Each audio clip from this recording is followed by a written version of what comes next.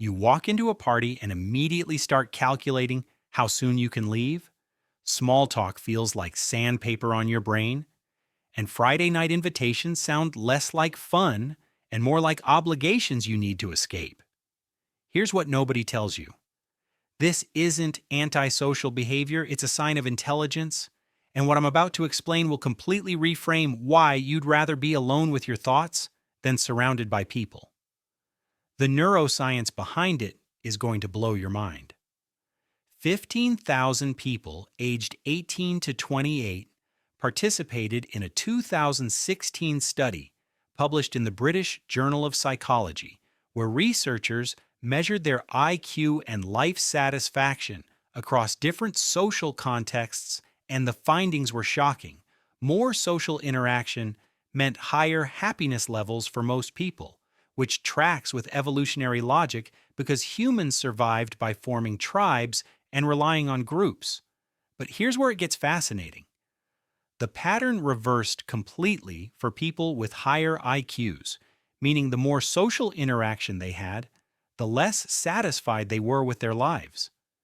These weren't people struggling with social anxiety or depression. They were highly intelligent individuals who simply functioned better with less human contact.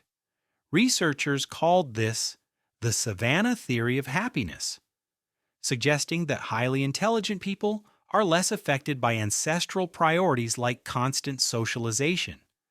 Being alone meant danger for thousands of years. It meant vulnerability to predators and no access to resources and no one to warn you of threats, and your ancestors who craved social connection survived and passed on their genes. But here's the thing. Highly intelligent people's brains have adapted beyond these evolutionary pressures, and they don't need the same level of social stimulation to feel secure or fulfilled. When you have a high IQ, your brain processes social interaction differently, and the energy cost is astronomical. Every conversation requires you to manage multiple cognitive tasks simultaneously, reading facial expressions and interpreting tone and predicting responses and filtering your own thoughts and managing social norms and suppressing your actual reactions when someone says something mind-numbingly stupid. Most people handle this automatically with minimal cognitive load, but for highly intelligent people, the processing runs deeper because you're analyzing subtext, catching logical inconsistencies, noticing contradictions, and tracking conversational patterns.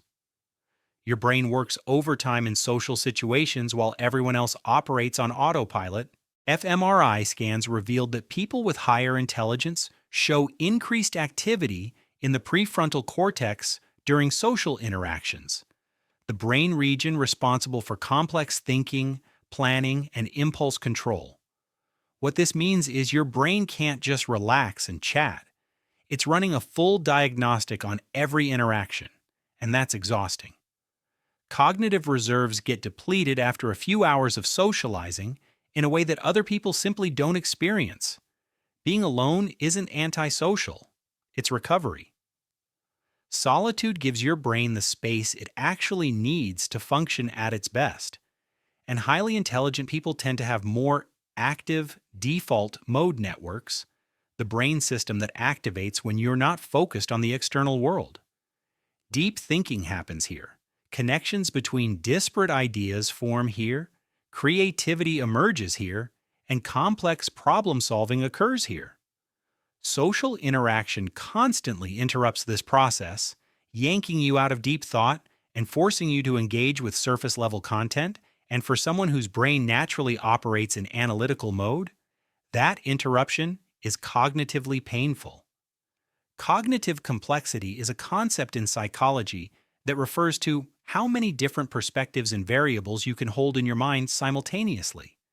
Highly intelligent people have high cognitive complexity, meaning they see nuance and layers and implications that others miss, and this makes casual conversation feel hollow. Someone complains about their day, and you're not just hearing the complaint, you're analyzing the root cause, considering alternative perspectives, questioning their assumptions, and seeing the patterns they're missing. Your brain won't let you just nod and say that sucks, because you're already 3 levels deeper than the conversation requires, and pretending you're not is exhausting. Evolutionary psychologist Satoshi Kanazawa found that highly intelligent people derive less satisfaction from socializing with friends compared to people with average intelligence. And this isn't because they can't form friendships. They need their friendships to operate at a different level, which means surface level connections that most people find fulfilling feel meaningless when your brain craves intellectual depth, philosophical discussion, and substantive exchange of ideas. One conversation about existential philosophy beats 20 conversations about the weather, and there's nothing wrong with that preference. Alone time isn't just preferable for intelligent people. It's where they do their best cognitive work, because studies on creative genius consistently show that breakthrough ideas happen in solitude, not in brainstorming sessions. Einstein developed his theory of relativity during solo thought experiments. Newton formulated his laws during isolated contemplation, and Darwin's most important insights came from years of solitary research. Your brain needs uninterrupted time to make the non-obvious connections that lead to innovation, and every social interruption resets that process. Sensory sensitivity correlates with intelligence, and highly intelligent people often have more sensitive nervous systems that process sensory information more deeply. Crowded rooms aren't just annoying, they're cognitively overwhelming, because your brain processes every conversation fragment, every ambient sound, every visual stimulus with higher fidelity than the average person. Being alone eliminates this sensory overload and allows your nervous system to regulate without constant bombardment. Most people need external stimulation to feel engaged and avoid boredom, which is why they seek out social interaction, parties, and group activities. Highly intelligent people have rich enough internal worlds that they generate their own stimulation through thinking, reading, learning, and creating, which means your mind is entertaining enough that you don't need other people to fill the void. There is no void, and solitude for you isn't empty silence. It's an opportunity to engage with the constant stream of ideas, questions, and analyses running through your mind. Highly intelligent people often struggle with the unwritten rules of social interaction because many of these rules are illogical or serve no functional purpose beyond tribal signaling. You're supposed to ask, "How are you?" without actually wanting to know, expected to laugh at jokes that aren't funny, and required to show interest in topics you find mundane. For someone whose brain naturally seeks efficiency and logic, these social rituals feel like pointless performance, and the cognitive dissonance of participating in something you recognize as meaningless is draining. Being alone eliminates the need for this performance. You can just be yourself without managing the gap between your authentic thoughts and socially acceptable behavior. Understanding that your preference for being alone isn't a flaw to fix, but a feature of how your brain works is liberating. Society pushes the narrative that healthy people are social, that isolation is concerning, that you should want to be surrounded by others. But this one-size-fits-all approach ignores the neurological reality that different brains have different optimal conditions. For highly intelligent people, solitude isn't loneliness, it's fuel, and the quiet isn't empty. It's full of the thoughts and ideas that social interaction constantly interrupts. The next time someone suggests you're antisocial or need to get out more, remember this: you're not broken, you're just operating with a different neurological configuration. Your preference for solitude is connected to the same cognitive traits that allow you to think deeply, solve complex problems, and see patterns others miss.